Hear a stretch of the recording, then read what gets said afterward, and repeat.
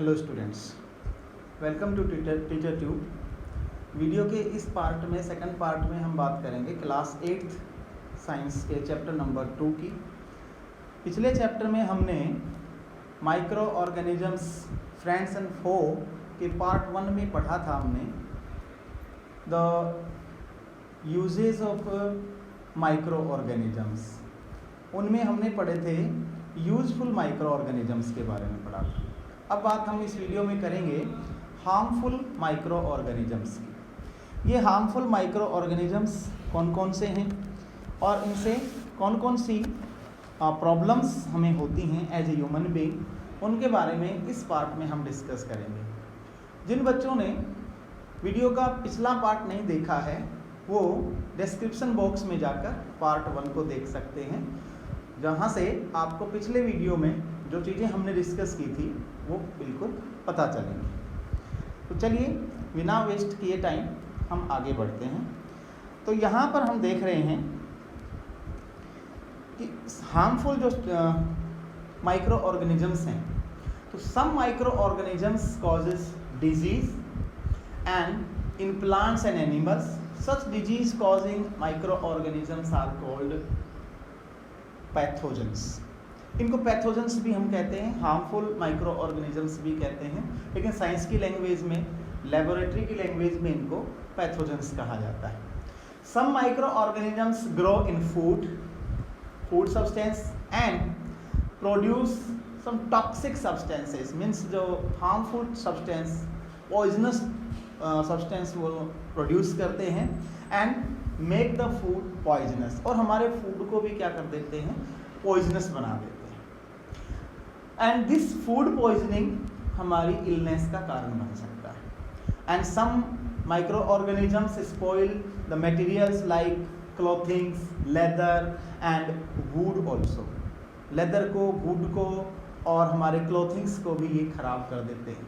आप अपने जो ग्रैंड पेरेंट्स हैं उनसे बात करके पता कर सकते हैं। कई बार जैसे पुराने कपड़ों को हम रख देते थे, सर्दियों के कपड़े को जब हम रखते हैं तो उसमें हम कुछ एक एक्स्ट्रा प्रिकॉशन के साथ उनको रखा जाता है, कुछ सावधानियां रखी जाती हैं उनको रखने के लिए।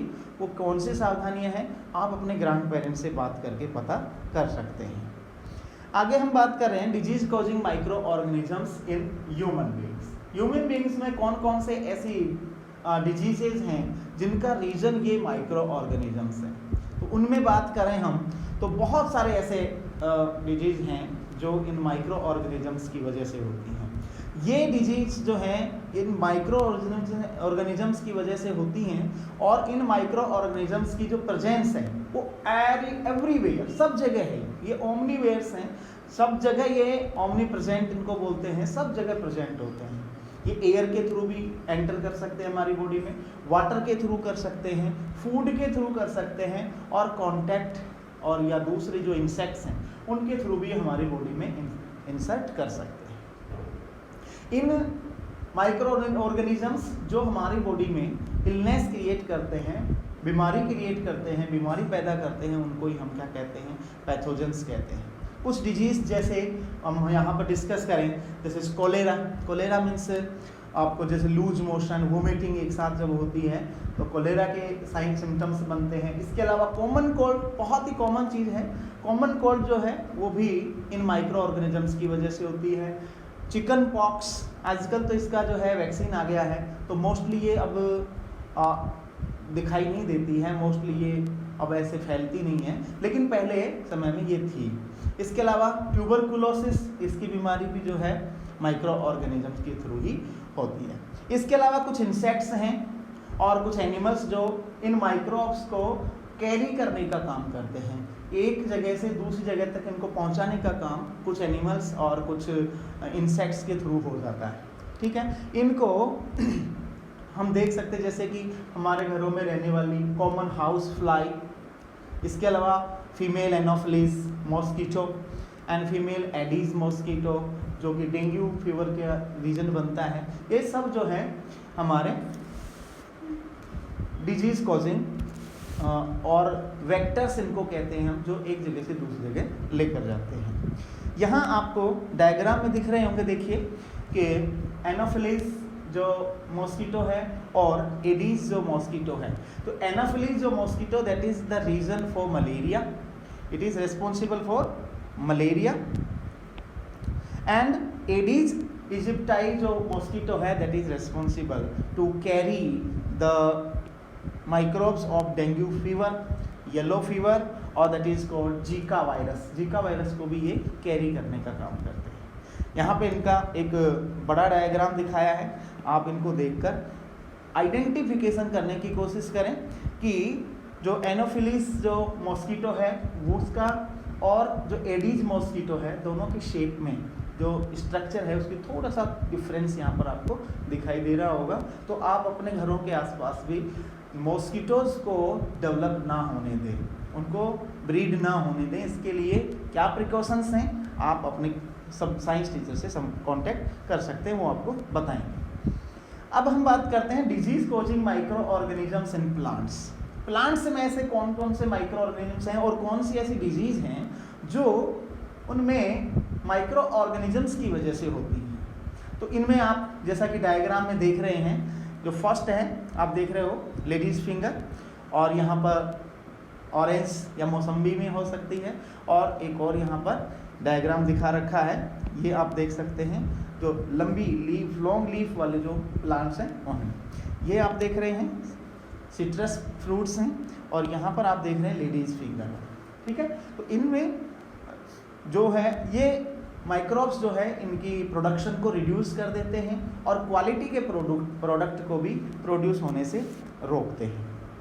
कुछ कॉमन ह्यूमन डिजीज़ हैं जिनके बारे में अगर हम बात करें तो ये इंडेक्स आप सबको बनानी चाहिए।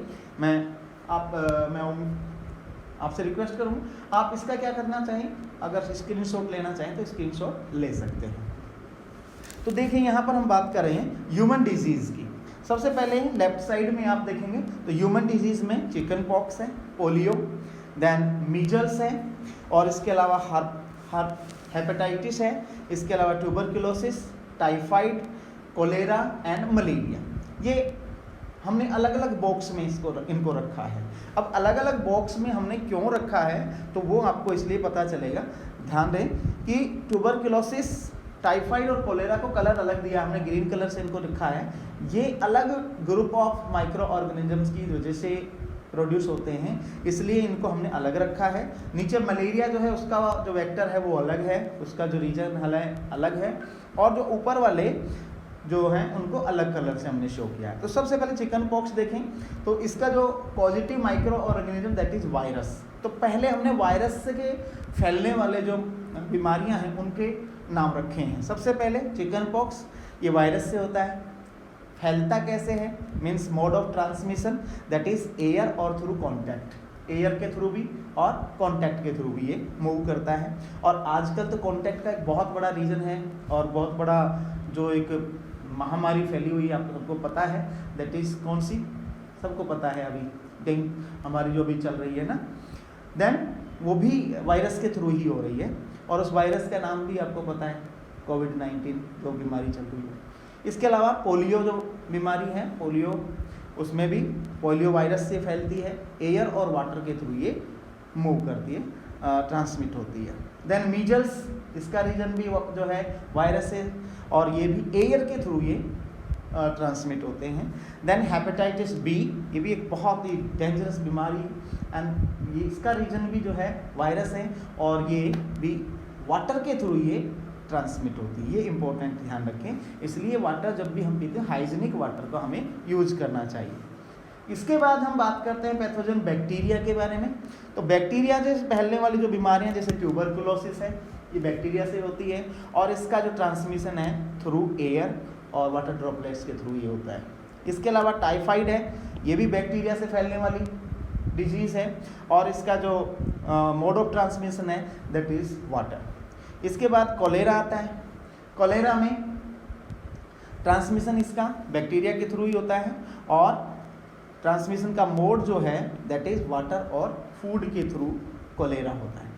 ये लास्ट में जो हमारा बचता है दैट इज़ मलेरिया, और मलेरिया का जो positive micro organism that is protozoa, और इस प्रोटोजोआ को वेक्टर जो है वो है मॉस्किटो।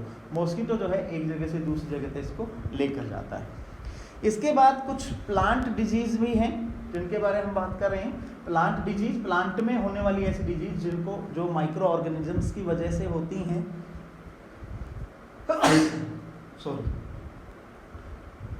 उनके बारे में हम बात करें यहाँ पर। तो जैसे फर्स्ट है सिट्रस कैंकर। सिट्रस जो भी खट्टे फ्रूट्स जो भी होंगे, जैसे आपका मौसम्बी, आपका ऑरेंज, आपका लेमन, तो ये जो फ्रूट्स हैं इनमें ये डिजीज़ होती है। और इसका रीजन जो positive micro organism that is bacteria, और ये मोड ऑफ ट्रांसमिशन इसका है air. Clear. Then rust of wheat, जो बच्चे गांव से बिलोंग करते हैं, खेतों में जिन्होंने गेहूं को उगते हुए देखा है वो इस चीज़ को जानते होंगे। रस्ट ऑफ व्हीट यानी कि गेहूं की बाली में एक रस्ट जैसा लग जाता है, उसको बोलते हैं रस्ट ऑफ व्हीट। और इसका जो positive micro organism that is fungi, और ये ट्रांसमिट होता है थ्रू एयर एंड सीड के थ्रू। सीड में भी ये चला जाता है और उसके थ्रू भी ये फैलता है। Then next is yellow mosaic of okra. Okra बोलते हैं लेडीज फिंगर को। तो भिंडी का भी पीला सिरा रोग इसको बोलते हैं, that is yellow mosaic of ओकरा। और इसका जो positive micro organism that is virus, और इसका जो मोड ऑफ ट्रांसमिशन है दैट इज वाटर के थ्रू ये स्प्रेड होता है। इसके बाद बात करते हैं हम कुछ फूड प्रिजर्वेटिव्स की। जो फूड प्रिजर्वेटिव्स हैं जिनकी हेल्प से फूड को जो है लंबे समय तक हम सुरक्षित रख सकते हैं, ख़राब होने से बचा सकते हैं, वो कौन कौन से ऐसे मेथड्स हैं जिनसे हम फूड को माइक्रो ऑर्गेनिज्म से सेफ रख सकते हैं, उनकी बातें हम यहाँ पर करेंगे। तो सबसे पहले हम यहाँ देखते हैं केमिकल मेथड्स के बारे में। जैसे कि कुछ फूड हमारे, जैसे कि पिकल्स हैं, तो पिकल्स में आपने देखा होगा कि जो पिकल बनाने वाले हैं उसमें सॉल्ट्स को यूज़ करते हैं। इसके अलावा एडिबल ऑयल्स को यूज़ करते हैं, और ये सॉल्ट और एडिबल ऑयल दोनों ही उसको माइक्रो ऑर्गेनिज्म से सेफ रखने का काम करते हैं। इसके अलावा जैम्स एंड स्क्वेसेस जो भी हैं वो भी प्रिजर्व किए जाते हैं, और उसके लिए एक केमिकल का यूज़ किया जाता है दैट इज़ सोडियम बेंजोइट। इसके अलावा सोडियम मेटाबाइसल्फेट, इसकी हेल्प से भी जो हमारे फूड्स हैं जैसे जैम्स और स्क्वेसेस, इनको हम प्रिजर्व कर सकते हैं। प्रिजर्व का मतलब लंबे समय तक इनको रख सकते हैं हम। These chemicals are called preservatives. जो भी डिब्बा बंद खाना हम खाते हैं उनमें प्रिजर्वेटिव को यूज़ किया जाता है। This is the first chemical method. दूसरा जो मेथड है that is by using common salt. Common salt की हेल्प से भी जो फूड आइटम्स हैं उनको हम बहुत लंबे समय तक खराब होने से बचा सकते हैं। तो ये फूड आइटम लाइक फिश, तो फिश को आपने देखा होगा कि जो फिश सेलर है वो उसको नमक के या सॉल्ट के में थोड़ा डुबो के रखता है, उसके चारों तरफ लपेट के रखता है, रैप करके रखता है ना। दैट मीट, आंवला है, इसको भी हम ऐसे बचा सकते हैं। रॉ मैंगोज, कच्चे मैंगो जो है उसका अचार भी आपने खाया होगा, तो कच्चा मैंगो भी नमक की हेल्प से उसको। इसके अलावा टैमरिंड को भी नमक की हेल्प से हम लंबे समय तक प्रिजर्व रख सकते हैं। एंड ये जो सॉल्ट है, इस सॉल्ट की वजह से माइक्रोब्स की ग्रोथ रुक जाती है, प्रिवेंट हो जाती है। इस तरह से ये काम करता है। इसके बाद बात करते हैं कुछ फूड प्रिजर्वेटिव्स कुछ और की। तो यहाँ थर्ड वन पे है बाय यूजिंग शुगर की हेल्प से भी बहुत सारे फूड को हम प्रिजर्व रख सकते हैं। तो आपने खाया होगा जैसे आंवले का मुरब्बा आपने खाया होगा, है ना। तो वो वहाँ पे उसको शुगर यानी कि चाशनी में उसको डुबो के रखा जाता है। तो वो क्या करता है कि माइक्रोब्स को कांटेक्ट में आने से रोकता है। और इसकी एक और मैकेनिज्म है जो आप बड़ी क्लासों में पढ़ोगे, उसको अभी हम नहीं पढ़ेंगे। The food items like jam, jelly, squashes, all these are type of food items can be preserved by using some sugar solution। तो शुगर सॉल्यूशन की हेल्प से भी इनको प्रिजर्व किया जा सकता है। इसके अलावा by using oil and vinegar, oil और विनेगर की हेल्प से भी फूड आइटम्स को खराब होने से बचाया जा सकता है, प्रिजर्व किया जा सकता है। फूड आइटम्स लाइक पिकल की बात हमने की, वेजिटेबल्स, फिश और मीट्स, इन सब को प्रिजर्व किया जा सकता है ऑयल एंड विनेगर की हेल्प से। ये ऑयल और विनेगर जो हैं ये माइक्रोब की हेल्प ग्रोथ को रोकते हैं, प्रिवेंट करते हैं। Next method is by heat and cold treatment. पहले उसको हीट देंगे और उसके बाद उसको कोल्ड करेंगे। तो इस ट्रीटमेंट की हेल्प से भी हम इसको माइक्रोब्स को डेवलप होने से रोक सकते हैं, प्रिवेंट कर सकते हैं। और ये जो मेथड है, ये मेथड जो है इसका एक और नाम भी है, आगे हम इसको पढ़ेंगे, दैट इज कॉल्ड पास्चराइजेशन। ये पास्चराइजेशन का एक मेथड है, बहुत इंपॉर्टेंट है, इसको आप नोट करें, ध्यान से समझें। इसमें दो प्रोसेस होती हैं। पहले हीट किया जाएगा एक सर्टेन टेम्परेचर पर, सर्टेन टाइम तक उसको फूड को जो है हीट दी जाती है और उसके बाद उसे एक सर्टेन लो टेम्परेचर पर उसको स्टोर किया जाता है। जैसे दूध का पास्चराइजेशन, तो दूध जो आपकी पैकेट्स में आता है, मार्केट में आप देखते हैं सुबह सुबह बहुत सारी पैकिंग जो मिल्क है उसकी सेलिंग होती है। तो जो पैकिंग मिल्क है वो कैसे सेल होता है, कैसे ख़राब नहीं होता है, हम देखते हैं जैसे हम तो सुबह से शाम तक अगर उसको खुला रख देते हैं तो वो ख़राब हो जाता है, लेकिन ये तो कई दिनों तक रुक जाता है। तो इसके पीछे जो मेथड्स है वो देखिए। The process of heating milk about 70 degree Celsius. पहले इसको 70 डिग्री सेल्सियस पर गर्म किया जाता है और that is up to 15 to 30 seconds.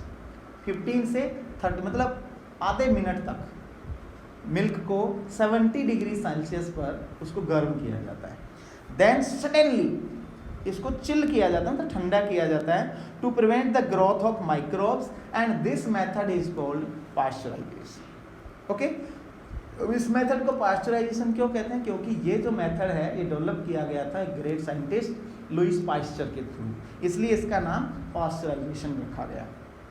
एक और मेथड है बाय स्टोरेज एंड पैकिंग। जब स्टोरेज हम करते हैं तो हमने देखा होगा कि सब्जियों को और कुछ इस तरह के फूड आइटम्स हैं उनको हम फ्रिज में रखते हैं।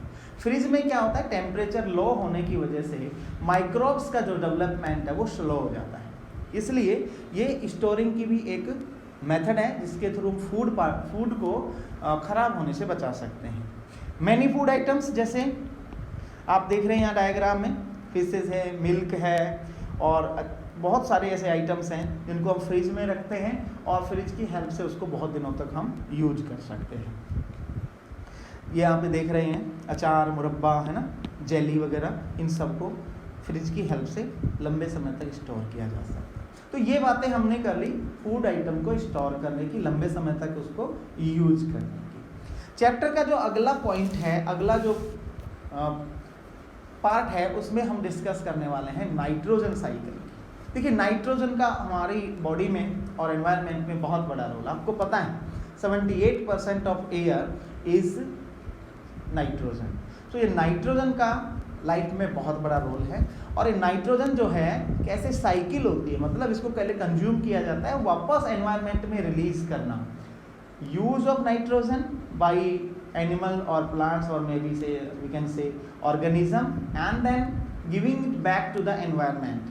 ये एक साइकिल जो होता है इसी का नाम है नाइट्रोजन साइकिल और ये काफ़ी कॉम्प्लेक्स एक साइकिल होता है। किस तरह से इसको यूजेबल बनाया जाता है, फिर वापस से इसको एनवायरनमेंट को रिटर्न किया जाता है, उसी के बारे में हम यहाँ देखेंगे। The nitrogen in the atmosphere is converted into nitrogen compounds in the soil by nitrogen fixing bacteria and blue green algae. देखिए सोइल में कुछ बैक्टीरिया होते हैं और कुछ ब्लू ग्रीन एल्गीज होती हैं, उनकी हेल्प से इस नाइट्रोजन को, देखो ये जो नाइट्रोजन है इसे डायरेक्ट जो प्लांट है वो यूज नहीं कर सकते, डायरेक्ट नाइट्रोजन को यूज नहीं कर सकते, इसको पहले फिक्स किया जाता है और फिक्स नाइट्रेट में और नाइट्राइट में, तब इनको जो है प्लांट के थ्रू इसको यूज किया जाता है। ठीक है, प्लांट उसको बाद में ही यूज कर सकते हैं, डायरेक्ट नाइट्रोजन को यूज नहीं कर सकते। अब एक तो तरीका हो गया कन्वर्जन का, कुछ नाइट्रोजन फिक्सिंग बैक्टीरियाज के थ्रू इसको फिक्स किया जाता है और कुछ ब्लू ग्रीन एल्गी की हेल्प से इसको फिक्स किया जाता है। एक और तरीका है इसका lightning. Lightning also convert into nitrogen compounds in the soil. Nitrogen की हेल्प से भी नाइट्रोजन जो है वो नाइट्रोजिनस कंपाउंड्स में कन्वर्ट हो जाती है। The nitrogen compound the soil is used by plants for the synthesis of proteins. और ये नाइट्रोजन जो है प्रोटीन सिंथेसिस के लिए बहुत इंपॉर्टेंट है। So animals feeding on plants get these proteins and other compounds from the plants only. यहाँ एक डायग्राम आप देखें तो नाइट्रोजन फिक्सिंग की आपको यहाँ दिखाई दे रही है ना। तो नाइट्रोजन फिक्सिंग जो है, एनवायरमेंटल नाइट्रोजन फिक्सिंग जो है वो हो गई माइक्रो ऑर्गेनिजम्स के थ्रू या थंडरिंग के थ्रू, लाइटनिंग थंडरिंग के थ्रू, और फिर इसको यूज किया प्लांट्स ने, और प्लांट्स से फिर एनिमल्स में ये पहुंची, और एनिमल्स की डेथ के बाद, उनके डिकेइंग होने के बाद माइक्रो ऑर्गेनिजम्स जो है इसको वापस एनवायरनमेंट में रिटर्न कर देते हैं। नाइट्रोजन साइकिल के बारे में बात करें, when plants and animals die, जब भी प्लांट और एनिमल डाई होते हैं, bacteria and fungi in the soil convert the nitrogenous waste into nitrogen compound in the soil which are again used by plants. जैसे एनिमल्स जो हैं die होते हैं या प्लांट्स जब डाई होते हैं, डेथ होती है उनकी, तो ये जो बैक्टीरिया है जो एयर में मौजूद हैं, एयर में जो अवेलेबल रहते हैं, वो इन नाइट्रोजन कंपाउंड्स में जो वेस्ट उनका है उसको तोड़ करके और वापस से नाइट्रोजन को एनवायरनमेंट में रिटर्न कर देते हैं। ठीक है, तो ये बहुत सिंपल प्रोसेस, आप इसको सिंपल तरीके से ही नोट करके रखना है, ज़्यादा इसको कॉम्प्लेक्स नहीं बनाना है। कुछ और ज़्यादा डिटेल में आप क्लास इसको 9th में भी पढ़ेंगे और कुछ और चीज़ें आप बड़ी क्लासों में इसके बारे में डिस्कस करेंगे। ठीक है, तो इसको एनिमल्स और प्लांट्स ने यूज़ किया, फिर माइक्रो ऑर्गेनिजम्स ने इसी नाइट्रोजन को वापस रिटर्न कर दिया एनवायरनमेंट में। इसलिए कब किया? उनकी डेथ के बाद। तो नाइट्रोजन की जो अमाउंट है एनवायरनमेंट में वो कांस्टेंट रहती है, ना चेंज, कम होती है और ना ज़्यादा होती है। आगे बात करें तो ये नाइट्रोजनस जो बैक्टीरियाज हैं वो मिलते कहाँ हैं? तो ये लेग्यूम जो प्लांट्स होते हैं, यानी दालों वाले जो प्लांट्स हैं, जैसे कि मटर हो गया, चना हो गया, उनकी जड़ों में ये रहते हैं। राइजोबियम नाम के ये बैक्टीरिया होते हैं और ये नाइट्रोजन फिक्सेशन का काम करते हैं। दोनों इसमें प्लांट को फ़ायदा ये है कि वो नाइट्रोजन को नाइट्रोजन प्रोडक्ट्स में, यूजेबल प्रोडक्ट्स में कन्वर्ट करते हैं ताकि प्लांट उसको यूज कर सके। और ये माइक्रोब्स जो है ये क्या करेंगे, ये बैक्टीरिया जो है इनको स्पेस मिल जाता है और फूड मिल जाता है। कहाँ? प्लांट की रूट्स में। तो नोड्यूल्स के रूप में रहते हैं, यहाँ आप देख रहे हो छोटी छोटी नोड्यूल्स के रूप में ये रहते हैं। तो ये लेग्यूम टाइप के जो प्लांट्स हैं उनमें रहते हैं। इसके बाद नाइट्रोजन साइकिल को आप इस तरह से एक डायग्राम के थ्रू भी आप शो कर सकते हैं। सबसे पहले हम देखते हैं ऊपर एटमॉस्फेरिक नाइट्रोजन। एटमॉस्फेरिक नाइट्रोजन को बैक्टीरिया जो हैं कंपाउंड्स में कन्वर्ट कर देते हैं। ठीक है, और ये कन्वर्ट जो है गैस जो है जिसमें ये इन्होंने कन्वर्ट किया वापस एनवायरनमेंट में लौट जाती है। दूसरी साइड्स में हम अगर इधर से देखें लेफ्ट साइड से, तो नाइट्रोजन फिक्सिंग जो है वो बैक्टीरिया, ब्लू ग्रीन एल्गी और एटमॉस्फेरिक नाइट्रोजन को ये क्या करते हैं? फिक्स करने का काम करते हैं। फिक्स करने से इसका यूज जो है कुछ नाइट्रोजनी कंपाउंड्स बनने में होता है और इन नाइट्रोजनीस कंपाउंड को यूज किया जाता है प्लांट्स के थ्रू, और यहाँ से इन प्लांट से ये एनिमल्स में पहुँचती है नाइट्रोजन, और एनिमल्स से फिर से नाइट्रोजनस जो प्रोडक्ट बनते हैं उनकी हेल्प से वापस सॉइल में पहुँचती है, और सॉइल में पहुँचने के बाद फिर से प्लांट में चली जाती है। साइकिल ये बन गया। इसके अलावा यहाँ से प्लांट्स के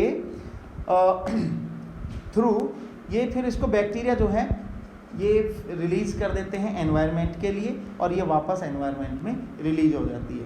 दूसरा तरीका है नाइट्रोजन फिक्सेशन का, लाइटनिंग और थंडरिंग के थ्रू। तो लाइटनिंग और थंडरिंग के थ्रू भी ये नाइट्रोजनस प्रोडक्ट में कन्वर्ट होकर सॉइल में मिलती है, और सॉइल में से फिर को इसको यूज करके प्लांट के थ्रू और वापस उसी साइकिल में डाल दिया जाता है, जहाँ माइक्रोब्स जो है एनिमल और प्लांट की डेथ के बाद उनको डिके करके और वापस एनवायरनमेंट में लौटा देते हैं। तो ये था हमारा सिंपल सा एक लेसन।